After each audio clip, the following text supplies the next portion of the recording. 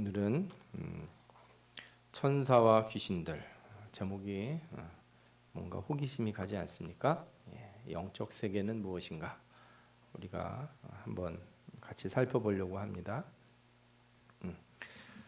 우리가 하나님을 배우고 또 하나님 말씀을 듣고 우리가 이렇게 여러 가지로 성경도 공부하고 그러지 않습니까? 그때 사람들이 가지고 있는 여러 생각들 중에 귀신은 과연 도대체 뭔가? 마귀는 뭔가? 또 천사는 어떤 존재인가? 또 한때 이렇게 병이 걸리면 이건 다 귀신의 역사다. 그래서 귀신을 내쫓으면 병이 낫는다. 이렇게 생각하기도 하고, 또 어떤 사람들은 천사가 세상에 내려와서 사람의 몸으로 내려오기 때문에 천사가 사람을 하고 결혼해서 애를 낳고 이렇게 살고 그런 일들이 있지 않냐, 이렇게 생각하는 별의별 생각들을 많이 해요. 그래서 오늘은 영적인 세계에 대한 이해를 여러분들에게 좀 돕기 위해서 말씀들을 살펴보려고 합니다. 먼저 천사라고 나오는 단어, 이게 성경에 번역본마다 되게 다른데 ESV라고 하는 번역본에는 천사로 번역된 단어가 한 203번 정도 성경에 나온답니다. 그러나 때로는 생물, 그룹, 스랍, 하나님의 아들들, 권능 있는 자들, 영, 순찰자, 별의별 이름이 많이 등장해요. 개별적인 천사의 이름이 나타나는 건 두 가지인데, 가브리엘하고 미가엘, 이 두 천사의 이름은 그 천사의 이름이에요. 그러니까 그냥 천사로 퉁치지 않고 이름표를 가지고 있는 천사가 둘이 나옵니다. 캐톨릭에서 가지고 있는 외경 중에 토비트라고 하는 외경이 있는데 거기는 라파엘이라고 하는 천사가 나와요. 여러분들 많이 들어보셨죠? 라파엘. 사람 이름으로도 쓰죠. 라파엘로 이렇게 이름을 쓰는데, 또 위경인 에녹서가 있습니다. 이제 외경하고 위경이 무슨 차이가 있냐면, 외경은 66권 이외에 추가적으로 이렇게 덧붙여져 있어서 캐톨릭 같은 데서, 그다음에 동방 종교회 이런 기독교의 다른 교파에서 쓰는 성경을 외경이라고 부르고요. 위경은 이것이 성경이 아니고 위작이다. 잘못 이제 예를 들어서 에녹서 그러면 에녹이 쓴 게 아니다. 이렇게 보는 거예요. 그런데 왜 이런 성경을, 이런 책을 얘기를 하냐? 그게 이제 예를 들어서 에녹서 같은 경우에는 계시, 소위 말해서 묵시문학이라고 그래가지고 요한계시록이나 다니엘서나 이런 것과 연관이 많이 있어요. 그래서 우리가 이제 공부하는 사람들이 좀 보기도 하고 그래요. 근데 어쨌든 에녹서에는 누가 나오냐면 우리엘이라고 하는 천사 이름이 등장해요. 그러나 많은 경우 천사는 이름이 이렇게 나오는 게 아니고 천군 천사 이렇게 부르잖아요. 천군이라고 하는 거 군대라는 거예요. 그 다음에 천천만만 이런 용어들을 통해서 그냥 엄청 많다, 때로 있다 이렇게 천사들의 이름이 등장해요. 그 개별 천사들은 약간 기분이 어떨지는 모르지만 우리는 그 천사들의 이름을 그렇게 중요하게 생각하지 않는다. 이걸 여러분들이 아시면 좋겠어요. 자, 그러면 이제 궁금해질 거예요. 천사가 언제 창조되었을까? 하나님이 사람을 창조하시던 건 성경에 나오는데 천사를 언제 만들었는지는 성경에 안 나오잖아요. 그러나 천사는 하나님처럼 영원전부터 있던 존재가 아니에요. 하나님이 만든 존재다. 왜 언제 만들었는지는 왜 안 써놓으셨냐? 왜 안 써놨을까요? 중요하지 않다. 성경에 없으면 중요하지 않다. 그닥 우리가 그걸 알 필요가 없다. 그런 거 알려고 막 애쓰고 막 상상의 나래를 펴면 이상한 길로 빠지기 쉬워요. 그래서 하나님이 세상을 만드시는 그때 어느 순간인가 천사를 만들었을 것이다. 이렇게 생각하시면 돼요. 천사는 어떤 모습을 가지고 있는가? 천사는 남자의 모습인가요? 여자의 모습인가요? 이렇게 그림을 보면 그 예전 그리스 로마 신화 시대에 있는 그런 그림들을 보면 여자처럼 나오는 그런 천사가 있는 반면에, 또 어떤 천사들은 다 남자 같고 갑옷을 입기도 해요. 그냥 공통점이 하나 있는데, 뭐가 있습니까? 날개가 있다는 거예요. 날개가.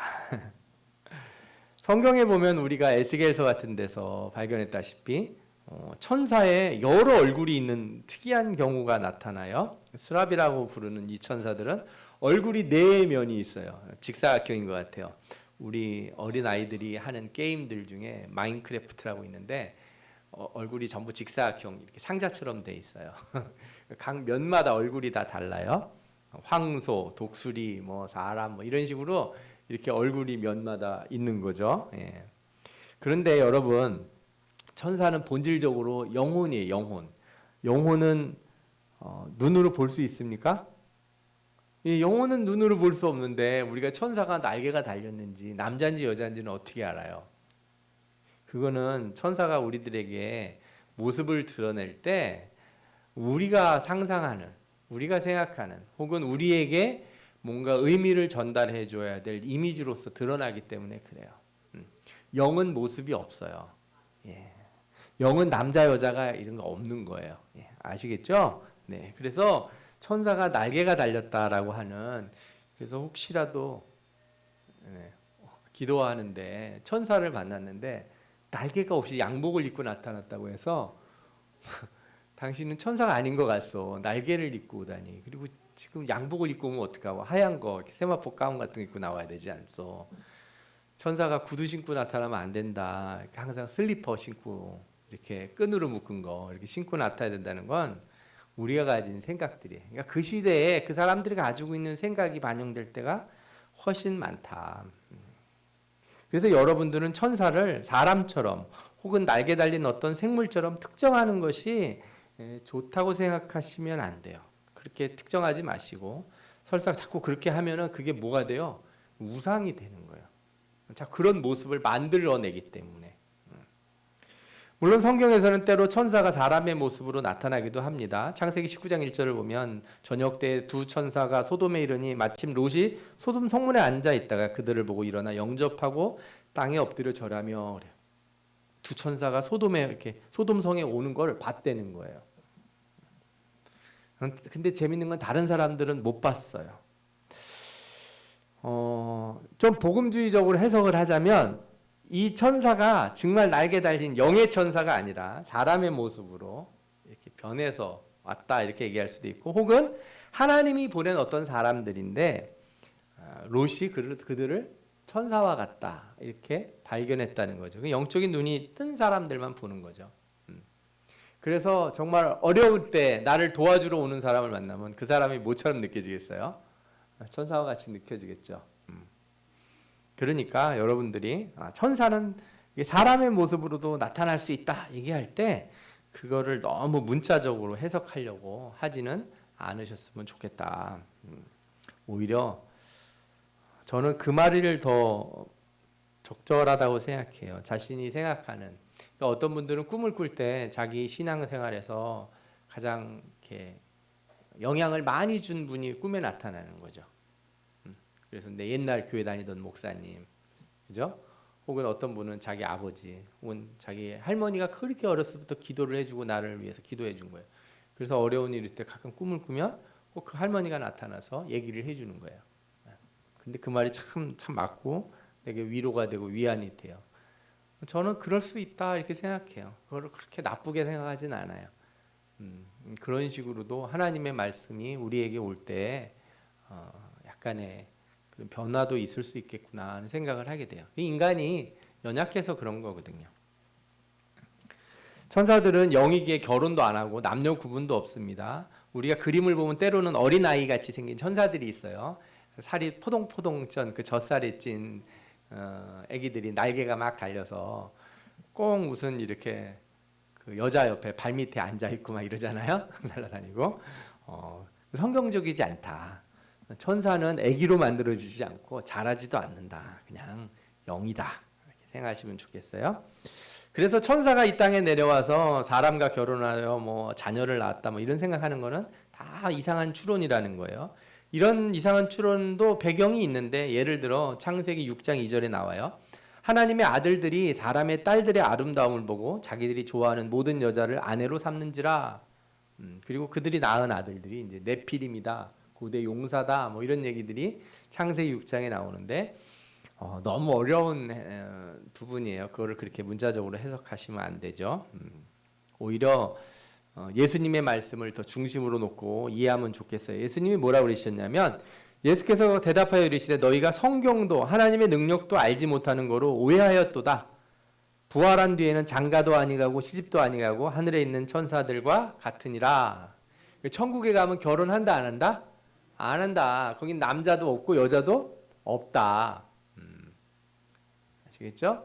그래서 제가 세상에서 결혼을 잘 하시라.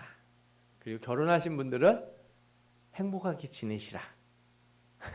왜요? 이거 천국에서 못하는 일이거든요. 옆에 혹시 이렇게 가까운 분들이 있으면 항상 천국에서 못 만날 나의 귀한 짝이다 이렇게 생각하시고 감사하시기 바랍니다. 네, 아멘. 주여. 예수님이 이런 말씀을 하셨어요. 그러니까 우리가 예수님 말씀에 다른 성경 말씀이 위배될 수 없다는 점을 생각한다면 창세기 6장은 달리 해석을 해야겠죠. 어떻게 해요? 하나님을 믿는 자들이 그렇지 않은 자들, 예를 들어서 가인의 후손들과 셋의 후손들이 결혼을 했다. 그죠? 아벨은 죽었으니까 하나님의 백성들이 안 믿는 사람들과 이렇게 사귀기 시작했다. 이렇게 이해하는 것이 훨씬 더 복음주의적인 입장이다. 이렇게 말씀드릴 수 있어요. 예수님 말씀 잘 생각하면 천사가 아이를 낳아서 여러 천사가 대대로 있는 천사 가문이 있을 수 있다? 없다는 거예요. 마귀도 역시 그러해요.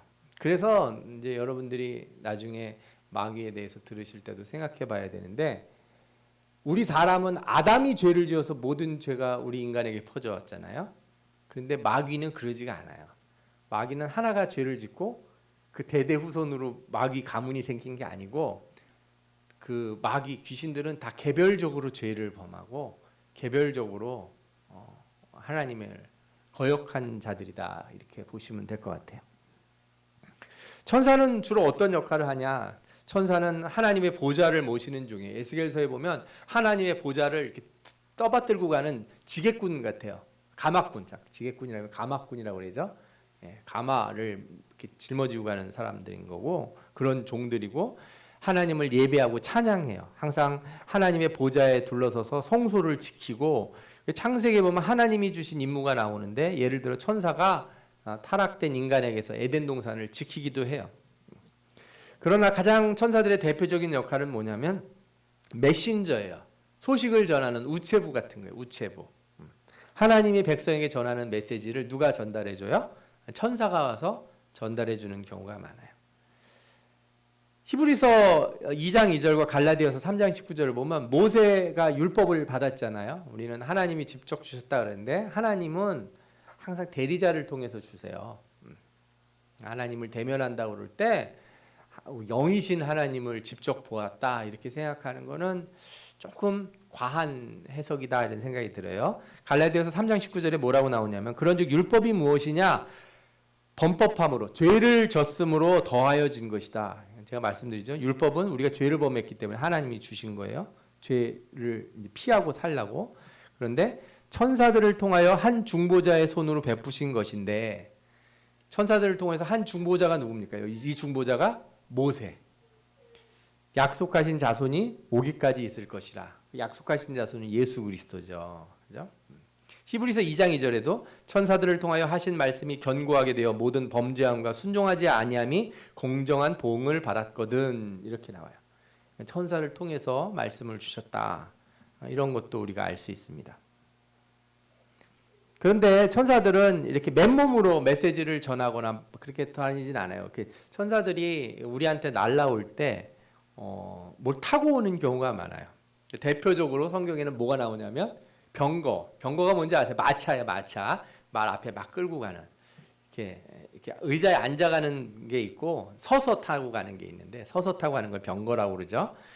그래서 이 불병거와 불말 이게 이 마귀가 자주 보는 마귀래 천사가 자주 이용하는 도구예요. 그래서 성경에 보면 하나님의 사람의 사환이 일찍 일어나 나가보니 군사와 말과 병거가 성읍을 에워쌌는지라 그 사환이 엘리사에게 말하되 내 주여 우리가 어찌하리까 하니 대답하되 두려워하지 말라 우리와 함께한 자가 그들과 함께한 자보다 많으니라 하고 기도하여 이르되 여호와여 원하건대 그의 눈을 열어서 보게 하옵소서.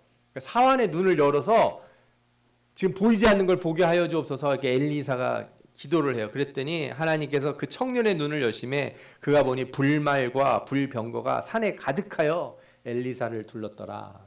우리 눈에 보이지 않지만 그냥 천사가 불타는 마차와 말을 타고 쭉 있는 거예요. 열왕기하 6장 15절에서 17절에 있는 말씀이에요. 그래서 현대적으로 본다면은 당시에는 그 불말과 불병거라고 하는 게 큰 군대를 의미하지 않습니까? 요즘 아마 천사를 보면 불탱크와 불대포를 이렇게 보지 않을까. 지금 적군들은 미사일 쏘고 그러는데 천사가 불말과 불마차를 타고 오지는 않을 것 같아요. 이게 그래서 영적인 존재가 영적인 것으로 이렇게 다가올 때 우리는 우리 머릿속에 있는 어떤 단어를 다 쓰게 돼 있어요. 그렇게 이해하시는 게 낫지 지금도 불말과 불마차를 탄다 이렇게 너무 그렇게 문자적으로 생각할 필요는 없다 이거죠. 결국에 이런 것들을 보면 이 천사들의 역할이 나오는데 그들은 종말의 악한 영들과 싸움을 하는 군대예요. 군대. 천군 천사라고 하는 건 예수 그리스도의 지휘를 받아서 영적인 전투를 하는 군사들이기 때문에 그래요. 그래서 그들은 심판날에 나팔을 불고 그 하나님의 진노의 대접을 붙기도 해요. 그리고 심판의 일들을 수행을 합니다. 추수의 일을 하는 추수꾼으로서 하나님의 백성들을 택하고 그 다음에 진노 받을 자들을 어떻게 해요? 다 이 지옥으로 보내버리는 그런 일을 하는 거예요. 하나님 말씀하시면 그 일을 다 하는 것이 바로 천사다 이렇게 생각하면 되겠어요. 그럼 천사는 완벽한가? 얼마나 대단한 능력을 가졌는가 생각할 수 있죠. 천사는 완전합니까? 그렇지 않습니다. 천사도 창조된 존재이기 때문에 완벽한 존재가 아니고 그들은 무한한 힘이나 지혜를 가지지도 않아요. 그들은 때로는 인간과 씨름하기도 합니다. 야곱이 홀로 남았더니 어떤 사람이 날이 새도록 야곱과 씨름하다가 자기가 야곱을 이기지 못함을 보고 그가 야곱의 허벅지 관절을 치매 야곱의 허벅지 관절이 그 사람과 씨름할 때 어긋났더라. 이게 뭐예요? 천사가 사람하고 이렇게 씨름하는 것 같은 거죠. 예. 근데 우리가 이게 이제 이 환상 가운데 본 것이니까 이것을 진짜 우리가 생각하는 삿바잡고 하는 싸움이다 이렇게 볼 필요는 없을 것 같아요. 여기에는 문학적인 면이 없지 않아 있죠. 에베소서 6장 12절 오늘 읽은 본문에도 나옵니다. 우리의 씨름은 혈과 육을 상대하는 것이 아니요 통치자들과 권세들과 이 어둠의 세상 주관자들과 하늘에 있는 악의 영들을 상대함이라. 아멘.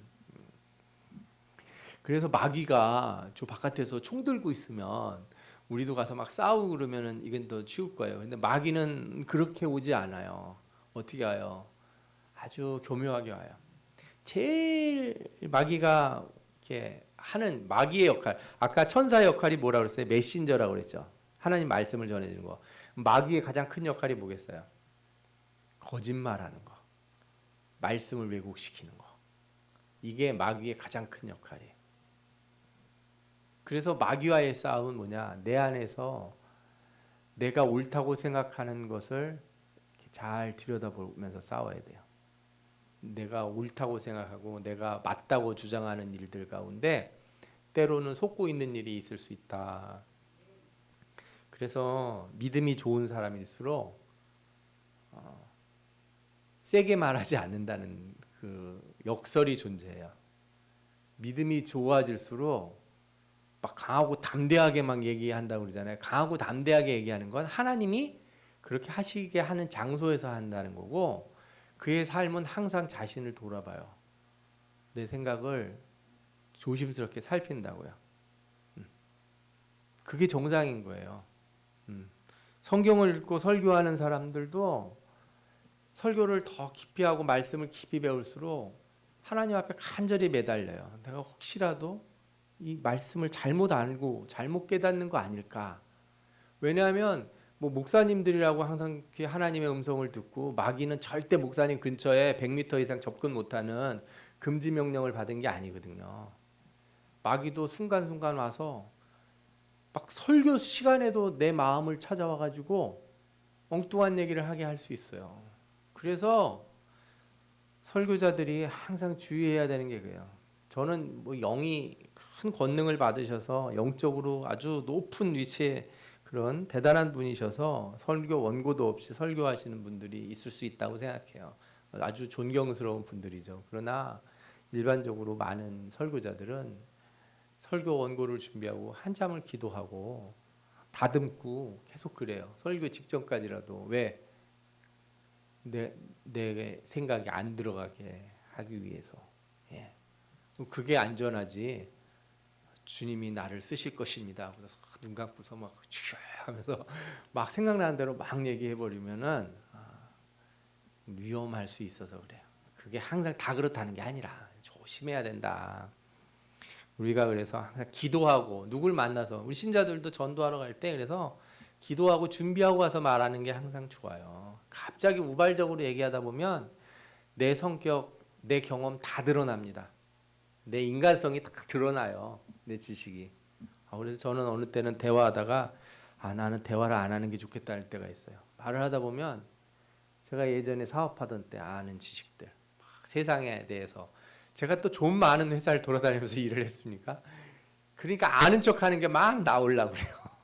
그래서 이거 안 되겠다. 나는 그냥 입을 다물고 있어야겠구나. 괜히 내가 그런 일을 하는 사람도 아닌데 그런 말을 해서 무슨 유익이 있으랴. 난 성경 얘기만 하는 거 옳은데. 그런 고민을 하게 됩니다. 천사들은 인간보다 월등한 힘을 가지고 있긴 해요. 그러나 그건 잠시 동안 있는 일이에요. 히브리서 2장 9절에 오직 우리가 천사들보다 잠시 동안 못하게 하심을 입은 자. 천사가 우리보다 잠시 동안 낫다는 거예요. 우리가 천사보다 잠시 낮은 위치에 있는 이유가 뭐예요? 곧 죽음의 고난을 받으심으로 말미암아 영광과 존귀로 관을 쓰신 예수를 보니 이를 행하심은 하나님의 은혜로 말미암아 모든 사람을 위하여 죽음을 맛보려 하심이라. 이게 예수 그리스도가 사람의 몸으로 내려왔을 때 천사보다 낮은 몸을 가지고 온 거예요. 인간의 육체를. 그러나 이후에 우리가 천국에 올라가면 우리는 하나님의 자녀예요. 천사는 하나님의 자녀예요? 아니에요. 천사는 하나님의 종이에요. 예. 우리가 높아요. 예, 우리가 높아요. 예. 그러나 여러분들 뭐 드라마 같은 데서도 보시면 아시지만 왕자가 아무리 왕의 아들이지만 때로는 신하들 말을 좀 이렇게 듣고 옆에서 이렇게 칼 차고 있는 그죠? 그런 병사들이 있잖아요. 수호하는 사람들. 그런 사람 말 잘 들어야 되는 것처럼 잠시 동안 그런 일을 가질 수 있어요. 히브리서 1장 14절에도 보면 모든 천사는 섬기는 영으로서 구원받을 상속자들을 위하여 섬기라고 보내심이 아니냐. 우리를 섬기라고 보냈다는 거예요. 또한 천사의 능력은 천사의 고유한 것이라기보단 하나님이 허락하신 것만 하는 거예요. 천사는 하나님이 시킨 거 안 하고 엉뚱하게 자기 하고 싶은 거 하면 그때부터 뭐가 돼요? 마귀가 되는 거예요. 진짜 한순간이에요. 천사가 마귀 되는 거. 하나님 말씀대로 안 하고 지 생각대로 하면 우리도 마찬가지예요. 우리가 죄 짓는 거 한순간이에요. 어떻게 하면 죄를 져요? 내 생각대로 하면 하나님 말씀대로 살아야겠죠. 천사에 대장이 있고 쫄병이 있을까요?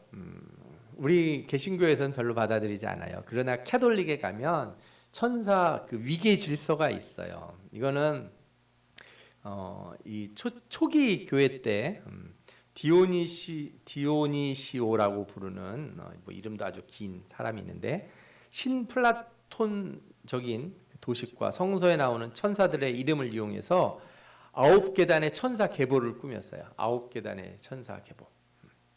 국품의 천사론 이렇게 불러요. 신플라톤주의가 뭐냐면 이렇게 생각하면 돼요. 제일 위에 일자라고 해서 신이 계셔요. 그래서 거기서부터 이렇게 흘러나와. 뭐 예를 들면 그의 영광이나 그의 능력이 흘러나와서 그 다음에 뭘 만들고 그 다음에 뭘 만들고 그래서 밑으로 제일 바닥에 가면 무생물, 돌멩이 이런 게 있는 거예요. 사람은 중간쯤 있는 거고 천사들은 좀 더 높고 이런 위계를 만드는 거예요. 이게 신플라톤주의적인 생각인데 이걸 가져다가 천사들의 국품을 이제 9가지 계단의 천사 계보를 꾸몄는데 세라핌, 케루빔, 좌품, 주품, 역품, 능품, 권품, 대천사 이렇게 하는 이름들을 정했다는 거예요. 그런데 이거는 신학이 아니다. 우리 기독교 교리라고 보기 어렵다. 예.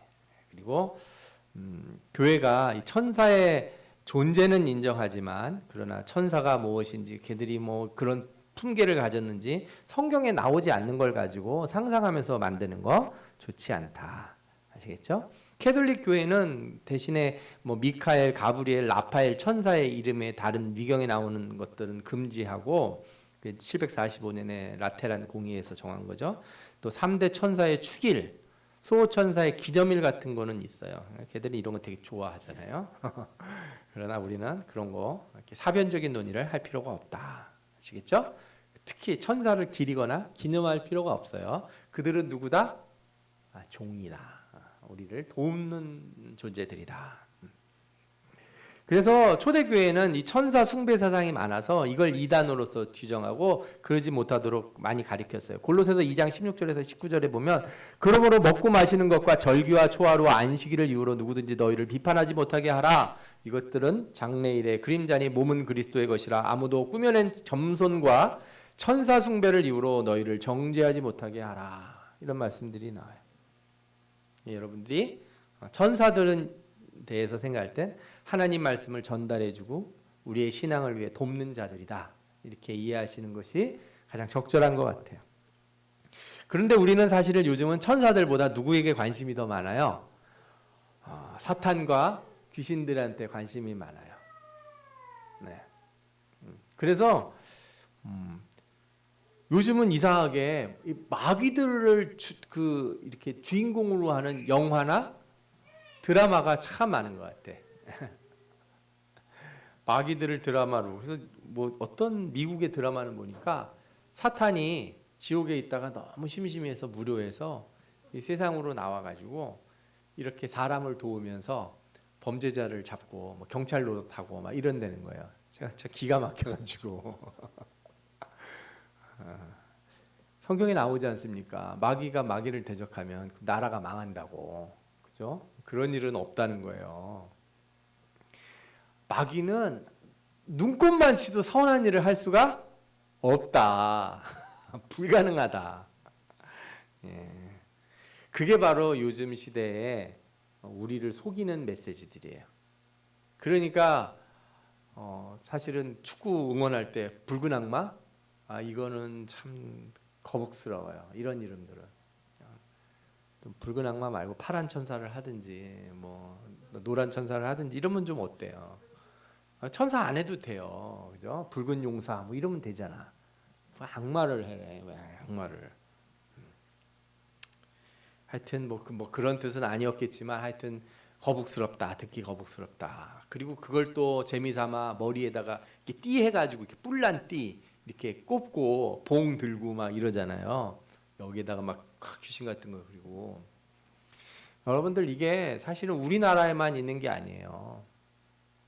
우리나라 그 건물들 보면 기와장 그 꼭대기에 그런 뭐 그림들이 있지 않습니까? 도깨비 같은 그림 같은 거라든지 이런 걸로 와서 뭘 막는다는 거예요? 애군을 막는다는 거예요. 되게 웃기죠? 도깨비를 막으려고 뭘 그려놔요? 도깨비를 그려놓는 거예요. 너보다 더 센 귀신을 여기다 갖다 놨다 이런 뜻이라고요. 근데 이 유럽에 가면 성당에 그런 괴물들이 이렇게 성당 건물 겉에 이렇게 동상들로 세워져 있어요. 그 부르는 이름들이 있는데 제가 갑자기 기억은 안 나지만 그렇게 세워놓은 이유들이 있어요. 그 다 일종의 그 유럽 안에도 있는 그런 무속 신앙 뭐라 그럴까요? 이런 것들이 다 이렇게 접목돼서 들어온 것들이에요.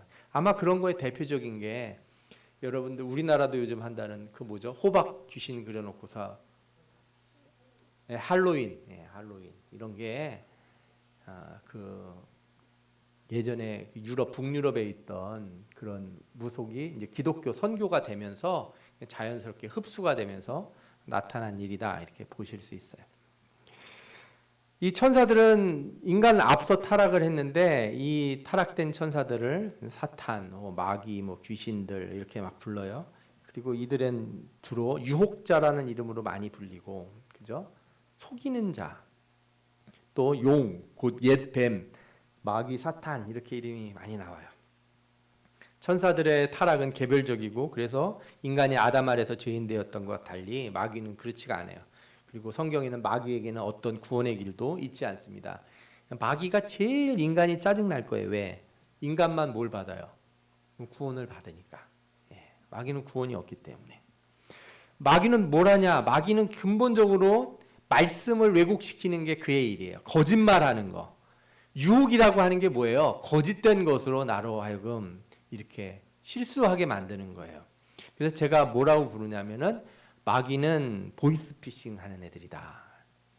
하나님의 말씀을 중간에서 이렇게 막 꼬아가지고 막 던져서 사람들로 하여금 잘못된 길로 가게 만드는 것, 그게 마귀가 하는 일이에요.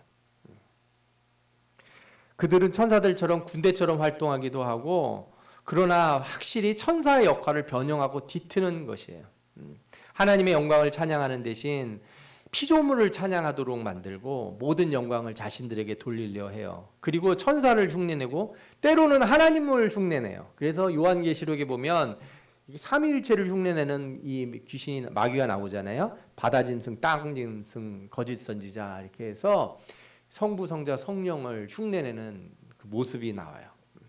그래서 그들은 할 수만 있다면 많은 신자들을 유혹하고 협박하고 공포와 두려움을 조장해서 자신들에게 복종하게 만들려고 해요. 그러나 마귀는 하나님의 권세 아래에 있는 줄 믿습니다.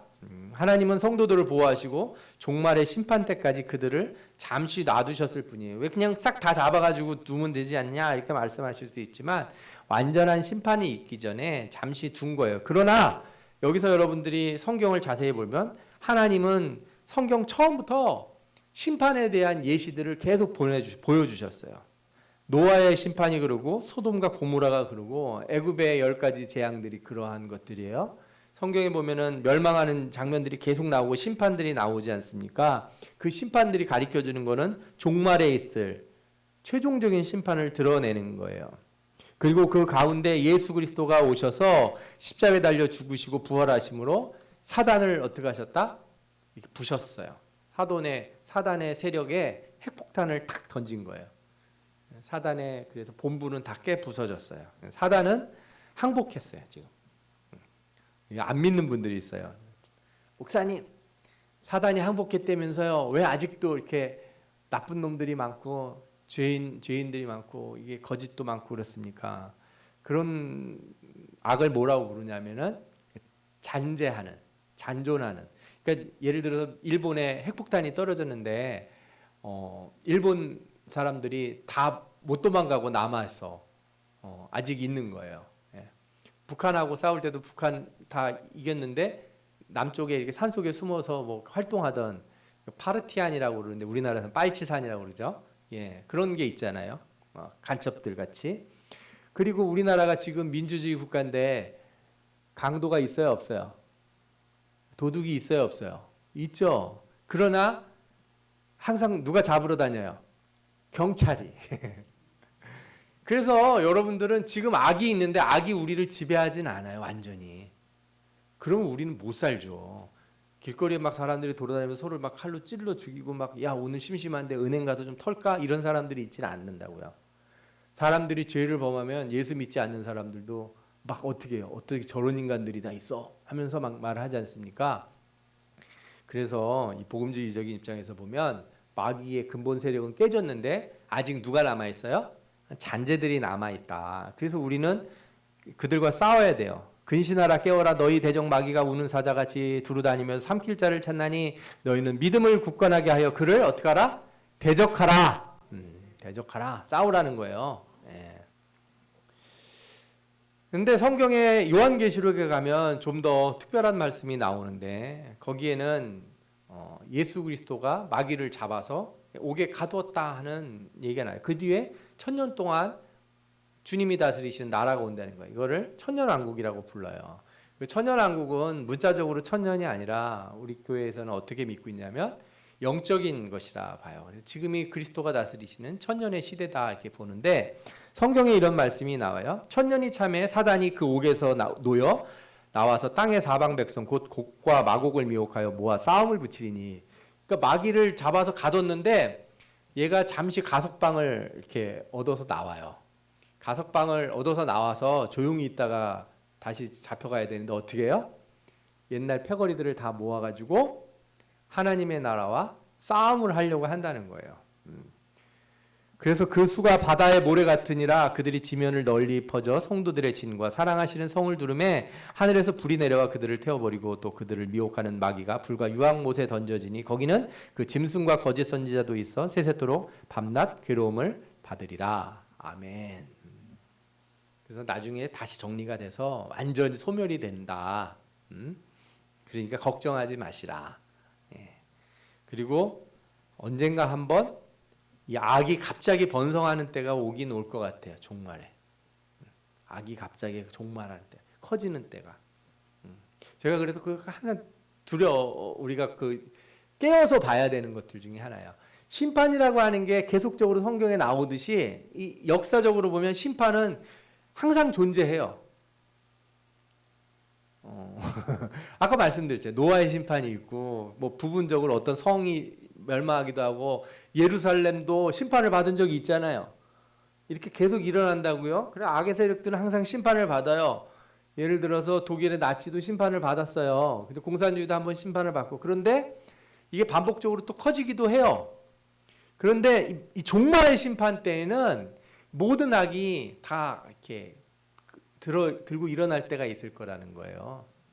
그때가 이제 우리가 생각하는 말세, 진짜 종말의 때죠. 그래서 우리는 항상 깨워서 봐야 돼요. 저 악의 세력들이 커지고 그럴 때 저것들은 안 잡아가고 그러나 이렇게 생각하실 거 아니라 이때가 말세의 때가 아닐까. 항상 깨워서 기도하고 하나님 앞에 기도하고 이렇게 살아야겠죠. 예. 그래서 종국의 사단의 세력은 다 무적행에 갇히고 하나님의 나라가 이 땅에 건설될 줄 믿습니다. 아멘.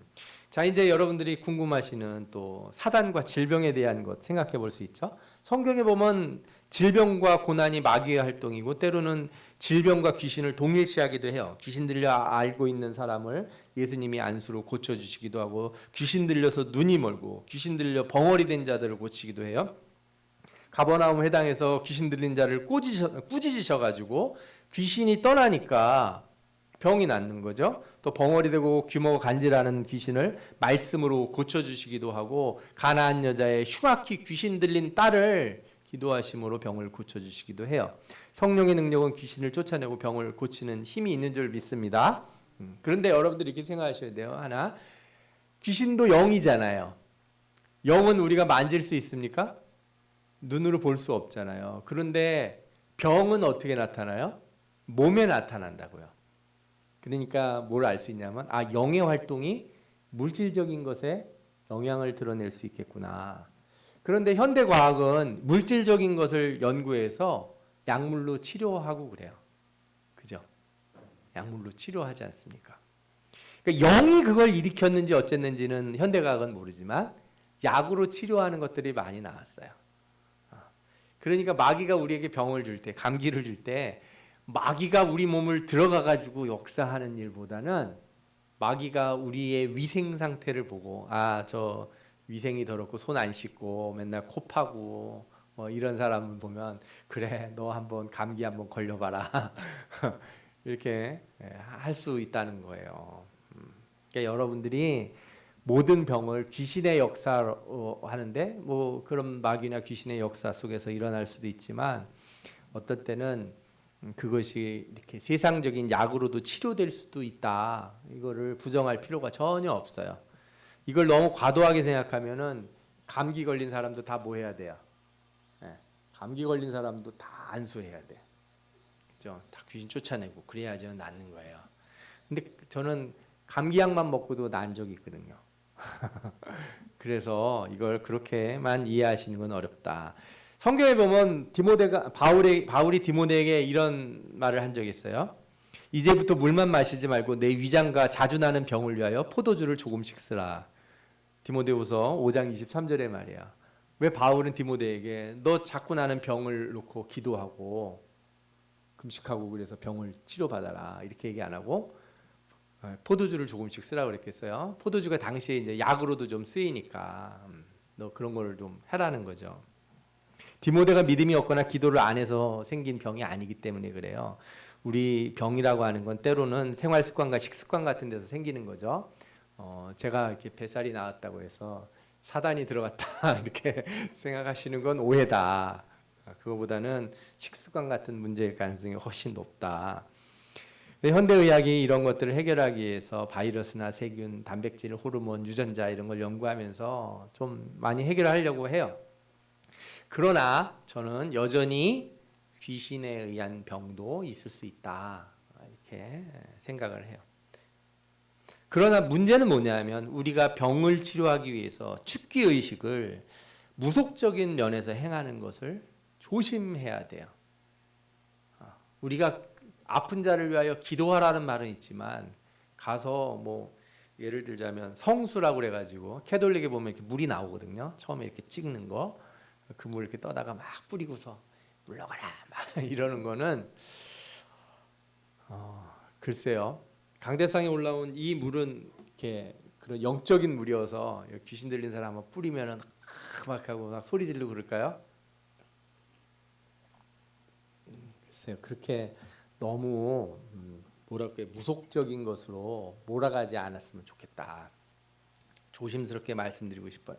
왜 그러냐면 저도 많이 봤기 때문에 그래요. 어려서 그런 귀신 들린 사람들이나 또 기도받고 병이 낫는 사람들을 많이 봤고 저 자신도 그런 경험이 있기 때문에 이것을 부정하지 않습니다.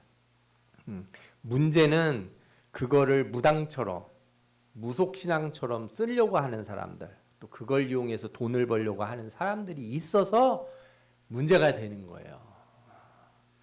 모든 병을 낫게 하는 행위, 귀신을 쫓아내는 행위에 누가 영광을 받으셔야 돼요? 하나님이 영광을 받으셔야지. 사람이 영광을 받으면 어떻게 되겠어요? 제가 무슨 대단한 거라도 저는 영광 받을 존재가 아니에요. 예를 들어서 우리 부목사님이 막 찬송을 너무 잘해. 막 박수를 막 쳐줘. 특송할 때 박수를 누구한테 쳐야 돼요? 하나님은 앞에서 노래 잘 불렀다고 막 설교 잘했다고 막 박수 쳐주고 그건 무슨 일인 거예요? 제가 기도해서 누구 병이 나면은 와 우리 목사님 대단하다고 막 박수 쳐줄 거예요. 하나님께 영광. 모든 건 다 누구에게 영광? 하나님께 영광이 돼야 된다. 그리고 성경을 떠나서는 안 된다. 우리는 특별한 행위가 어떤 물질이 능력을 갖는 게 아니고 오직 하나님의 말씀이 능력을 가지신 줄 믿으시기 바랍니다. 사람을 고치는 건 하나님의 말씀이에요. 물이 아니에요. 어디 기도원에서 막 물 받아왔다고 이거 먹으면 병 난다고 그런 거 하지 마세요. 그냥 산에서 나오는 좋은 물이니까 그것도 다 위생 검사해서 뭐 미네랄 많고 뭐 좋다 그래서 그냥 그렇게 마시면 좋지. 이거 목사님이 엄청 막 기도 빡시게 해가지고 가져온 거라고. 막 여기도 바르고 저기도 바르고 막 목욕탕 물에다 넣고 그러지 마시라. 이거는 과도하다. 이렇게 말씀드리고 싶어요. 말씀을 좀 정리해 볼까요? 현대는 이렇게 과학기기가 발전이 돼서 영에 대한 여러 가지 막 생각들을 해요. 사람들은 카메라를 설치해서 귀신을 찍는다고 하기도 하고 귀신이 특별한 에너지를 가지고 있다 막 이렇게 말하는 사람도 있지만 그거는 성경적이지 않아요. 귀신의 능력은 물질로 나타나긴 하지만 귀신은 눈에 보이거나 이렇게 우리가 만져지거나 하는 그런 존재들이 아니에요. 그거는 우리가 그렇게 그냥 몸이 그런 경험을 갖는 것뿐이지 실제 그렇지 않다는 거죠. 그러나 한편으로는 마귀는 보이지 않지만 병은 우리 몸에 나타나잖아요. 세상은 몸에 나타난 증상만을 해결하려고 해요. 또 때로는 해결되기도 해요. 그래서 우리를 더욱 혼란스럽게 하지만 우리는 우리 몸에 있는 모든 일들을 가볍게 생각하지 말고, 그렇죠? 이거를 다 하나님의 우리 신앙에 관련된 일로 생각하셔야 돼요. 그러니까 여러분들은 내가 악을 행해서 생기는 병만 이건 마귀가 한 거고 내가 비 오는 날 축구하다가 생기는 감기는 상관없다 이렇게 생각하시면 안 돼요. 그것도 무지한 것도 우리에게 문제가 있는 거예요. 식사 조절이나 이런 거 잘 못해서 예를 들어서 당뇨가 생기고 뭐 간이 나빠지고 하는 것들을 그건 죄가 아니고 그건 마귀의 일이 아니고 이렇게 생각하지 말고 내가 그렇게 나를 그렇게 놔뒀다면 그것도 문제가 있으니 그것도 기도하면서 자신의 몸을 온전하게 세우러 가려고 애를 써야 한다는 거죠. 그 가운데서 특별히 우리에게 영적인 일들이 일어날 때가 있어요. 아주 드물지만 그죠? 그런 일이 있다면 우리는 반드시 기도하고 말씀으로 물리쳐야 될 줄 믿습니다. 또한 우리는 천사나 마귀가 그냥 물질적 존재가 아니라 인격적 존재라는 걸 아셔야 돼요. 인격적 존재라는 건 뭐냐면 특히나 귀신은 우리를 속이기 위해서 메시지를 전달한다는 거예요. 말을 걸어요, 우리에게. 그게 참 무서운 거예요. 그러니까 내가 어떤 나쁜 생각을 가질 때는 나도 모르게 나 혼자서 계속 대화를 해요. 내 안에서. 저 인간이 나를 미워할 거야. 막 이러면서 이렇게 혼자서 이렇게 나도 모르게 성을 쌓고 나도 모르게 스토리를 써나가요. 그게 바로 뭐예요?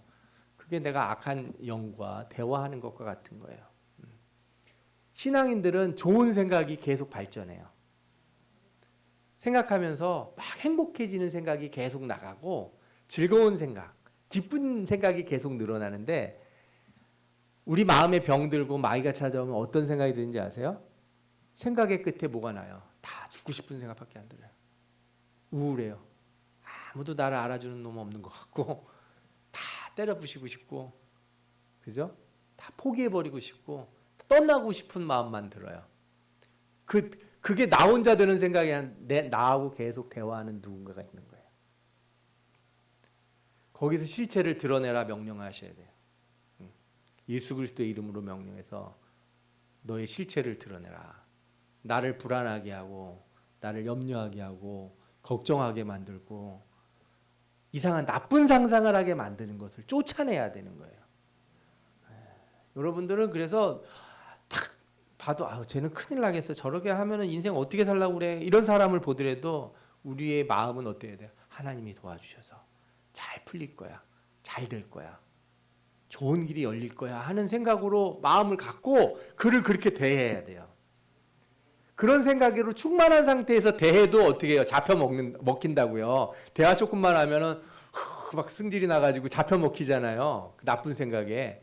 그런데 평상시부터 그냥 나쁜 생각에 막 휩싸여서 저거 언젠가 한번 크게 혼나고 깨 부셔져야지 한번 정신 차리자는 생각으로 가서 말하면 첫 판부터 입에서 무슨 얘기가 나오니까 그냥 나쁜 말만 막 쏟아져 나오는 거예요. 그냥.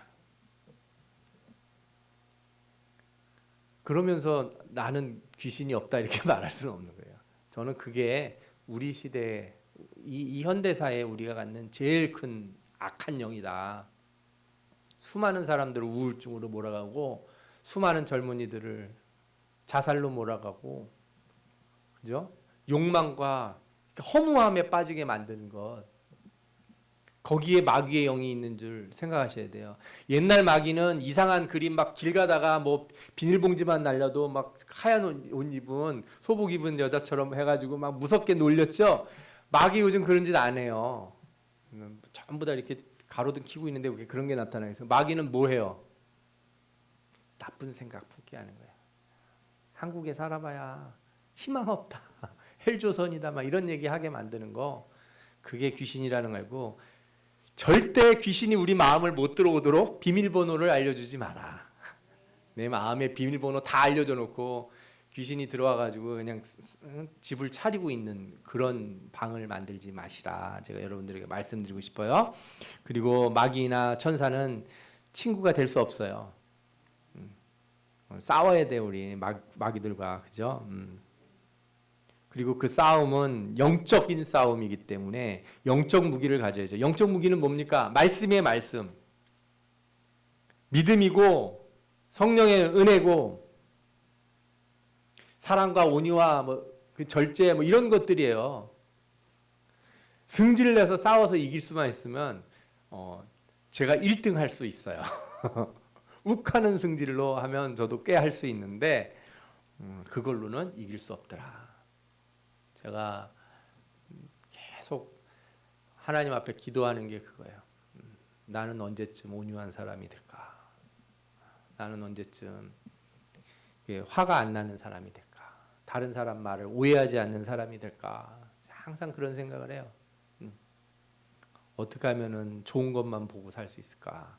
실제 좋지 않아도 좋은 게 보이도록 살면 좋아질 거라고 믿습니다. 여러분들이 그런 걸 놓기 위해서 항상 기도하셔요. 성령이 우리들에게 주시는 무기, 여러분들 무슨 방언이나 예언이나 통변이나 이런 것만 최고라 생각하지 마시고 하나님 앞에 온유함과 사랑을 구하시기 바래요. 모든 은사보다 센 것이 뭐예요? 사랑이에요, 사랑.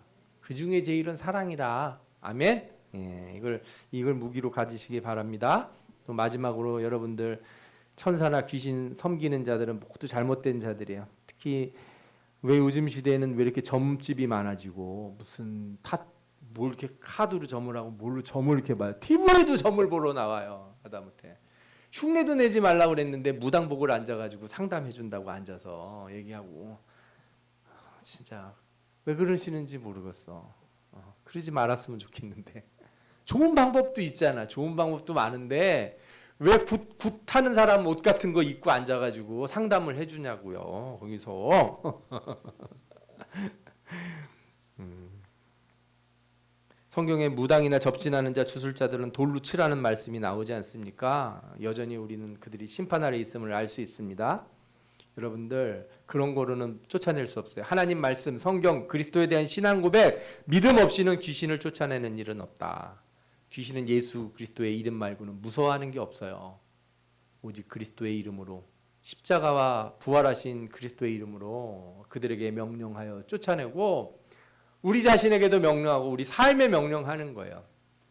부정적인 것, 나쁜 것 다 몰아내는 이런 명령을 하는 그런 여러분들이 되시기 바랍니다.